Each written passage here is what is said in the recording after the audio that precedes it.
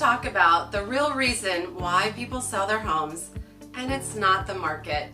Hi everyone, it's Kim Dowling with Coastal Luxury Partners, and how many times have we heard, it's a great time to buy, it's a great time to sell real estate, sell, sell, sell. It's on TV, it's in our social media feeds, it's in your email inbox. Everyone is beating the same drum, and if it's driving you crazy, I'm right with you. Sometimes it feels like a little bit of a fake sales pitch. The truth is, when the time is right for you and your family, it's a good time to sell. What drives homeowners to make a move has nothing to do with the market. Here's what I know. Yes, rates are absolutely moving between 2.5% and 3% on a 30-year mortgage, and home values are up 18% from 2019. That means that people have tens, if not thousands of dollars in equity if they choose to sell. There's money in the bank. I know my personal home on the water could pull out an additional $150,000, almost $200,000 just from the market that we experienced this past year. So the question is, if everyone has more money than ever in the equity of their home, why aren't they selling? Why don't we have more inventory?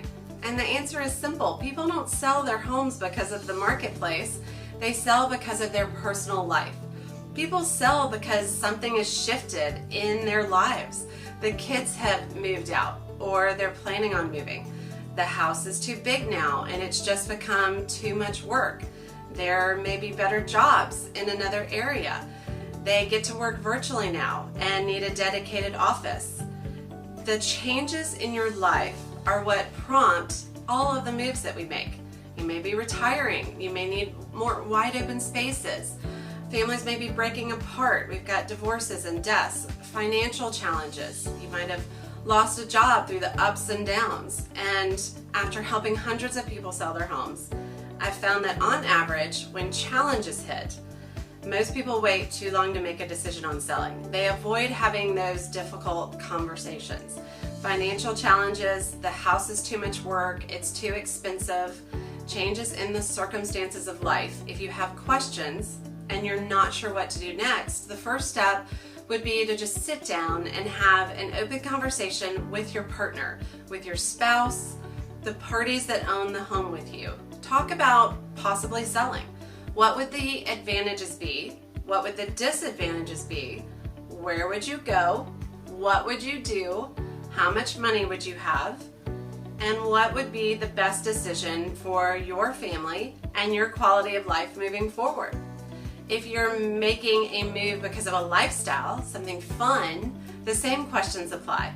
Families are home more these days. You may need more space for an exercise room, a bigger kitchen, a private pool. Whatever your next dream home may be, where would you go? What would you do? How much money would you have when you sell your current home? What changes would you make for your family when you think of a new dream home? How do you envision your space?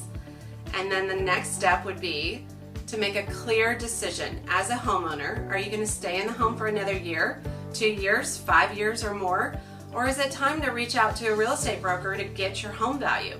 Is it time to dig into the numbers and see exactly how much money you would have for a move? If this past year did anything for us, it gave us the time and the space to take an inventory of our lives, the space around us. We got the chance to look around as we were spending more time at home to see if our living spaces brought us joy and happiness, or if we wanted something new. The National Association of Realtors did a study recently, and 1 in 3 adults are working with some type of flex work or virtual work from home. Before the pandemic, that number was 1 in 20 adults.